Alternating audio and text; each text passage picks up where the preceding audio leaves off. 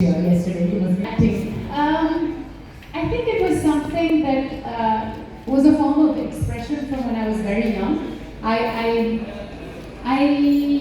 always felt like I had many personalities because at home I was speaking French, in school I was speaking English, with my friends in my neighborhood I was speaking Tamil, and then I had also religious backgrounds. My school was a very sort of austere Protestant missionary school.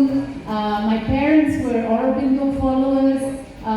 So I had all these kind of influences in me, and I think that somehow acting was a form of expression from a very young age. And I remember a very distinct memory from when I was like maybe 8 or 9, and I was watching this film. I don't know if you guys have seen the Spielberg film Hook.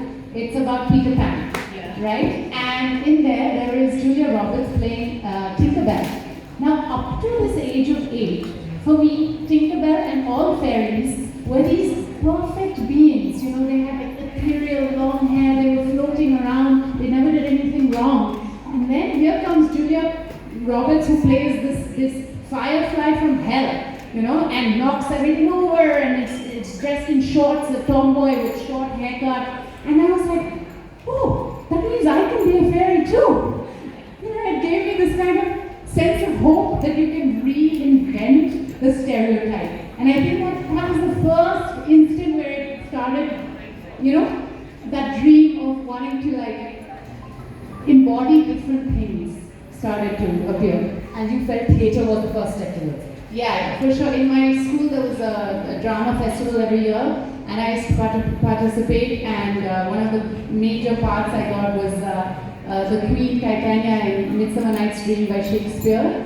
And it was actually a full-on, it was an inspiration of the Baz Luhrmann, with Nicole Kidman, Moulin Rouge. So we did it with full-on musical and with Bollywood music. So we had dance numbers and we were performing in Shakespeare language. So it was quite a breakthrough for that time. Very interesting. That seems very good. So then how did movies happen? So I went and studied drama and theatre in London. I went to Goldsmiths. I studied there for 3 years, got my BA, came back, was working with several theatre companies in Bangalore and Bombay. And I was in Bombay for a particular play that I was doing, and I started auditioning for films. So literally, I was going for like 3-4 auditions a week. I had always a backpack with several outfits in it, like just in case I would get called for the air hostess roles. I would have like several different kinds of outfits ready in my bag so that I could just jump, to this place or that place. So I remember that time. And similarly, I went for the audition of Dev D. And when I saw the script, it was in Hindi. And even in Devanagari, and I was like, I can't do this. I can barely say aage se right. My Hindi was really bad at that time. And so I was like, you are the wrong person. And then he said, no, it's fine. You do the script in English. I have the version in English. Vasan Bala, who was the casting director, gave me the script in English. I did the audition.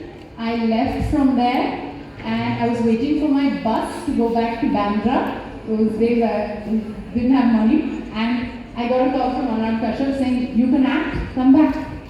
So that's where it started. Wow, and there was no looking back after that. No. So among the myriad of hats that you don, which one do you prefer? An actress, a theatre actress, a mother, a writer, or a warrior that you like to call yourself?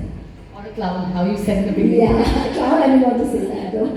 Yeah, I think a human being first and foremost, which is all of these things. I think as women we have to fight for so many things all the time. We have to fight for our personal space, we have to fight for our professional space, we have to fight for our family time, we're always juggling many balls. So I think just being a human being is my priority, and finding a way to be as much a human being as the one who gets all the opportunities and doesn't get questioned, which is usually men. So I think just the idea of being a woman in today's is most important to me, that identity. But you're very talented, let me say. Amazing. Thank you. Amazing. Just reading about you, I wish everyone goes back and reads more and more about her. It's amazing. It's really amazing. Kalki, you've known to make a lot of unconventional choices in life. Movies are concerned, personal life is concerned. I don't think you're answerable to anyone. We all like to live ideally in that idealistic state. But even the kind of movies which you pick up, why going so off track, and what is the reason that you like to be always different? I don't think I had the choice. I mean, my parents, moved to India, to an ashram in Pondicherry, and I grew up with such a sort of mixed palette that I just thought that was normal, to have all these different ways of thinking, to have different languages going on at the same time. And I think the work also finds me, once you start on that unconventional path, I think a lot of the work that gets sent to me is with that idea in mind, sometimes too much so, to the point where I get offers like, you will love this role, man, because it's about a psycho woman. Okay, she's like divorced and drinking. And I'm like, what? This is the image I'm giving out? No, I'm talking about empowerment of women. And yes, sometimes those women can go through emotional turmoils, but I think that idea of stereotypes, breaking stereotypes is very important to me, whatever the role is I am playing. So trying to find, again, the human aspect behind whatever role I play is important to me. I'm very itching to ask you, has anyone offered you a true blue Bollywood film? I want to know. No, my dream is to do like a rom-com where I get the guy in the end instead of killing him. That would be great. Thank you. So, you are a Caucasian woman living in India, as both your parents are think are French. Wikipedia says one, that's Yes, we need to fix that on Wikipedia. Christine, manager, please check that out on Wikipedia. I told you yesterday. I think the wiki speaks wrong.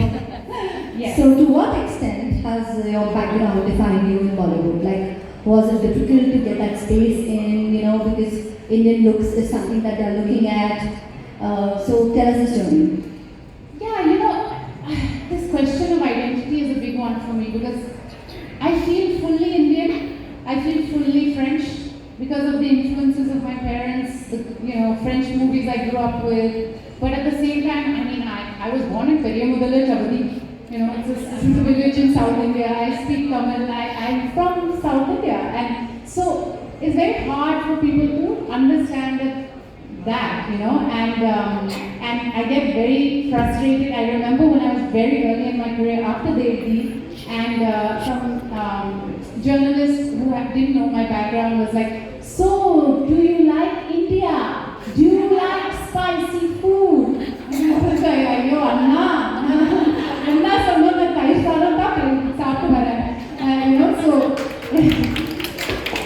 so that frustration has always been there. But of course, now that I've established myself in Bollywood and I've been here, people know that I was born and brought up here. It's quite different. But having said that, it still happens. I still get, the other day somebody was interviewing me and he was like, so how do you manage, you are this French girl in India, how do you manage to be Indian? Do you speak Hindi? And I was just like, the questions were so basic, and yeah, it does get frustrating to deal with that identity thing, because I always think about how it must be for an Indian who's grown up abroad, and how they must go through that all the time of being like, yo, I'm American. Yes, my parents are Indian. Yes, I'm Indian. I'm fully Indian, but I'm also fully American. I've been born. So that same thing happens all over the world, no matter what your ethnicity is. It's sad, but true. Yes, but I think we must tell you that you need your identity and your position, and you've earned every single thing, and you are fabulous. That's why we are here today. So thank you. So excellent. Thank you. So you've always emphasized that we have to believe in